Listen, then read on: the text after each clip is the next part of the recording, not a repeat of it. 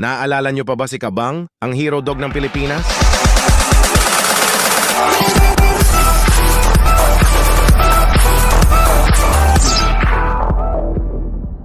Si Kabang ay ipinanganak noong February 29, 2008 sa Zamboanga City, Philippines.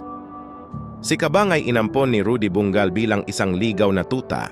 Nagsimula ang lahat noong December 2011 na ang anak ni Rudy na si Dina na 9 years old pa lamang at ang 3 years old nitong pinsan na si Princess ay nagtangkang tumawid sa isang abalang kalye habang paparating naman ang isang motorsiklo. Nung makita ni Kabang ang panganib na paparating, nagmadali si Kabang at tumalon sa harap ng rumaragasang motorsiklo para mailigtas ang dalawa sa kapahamakan.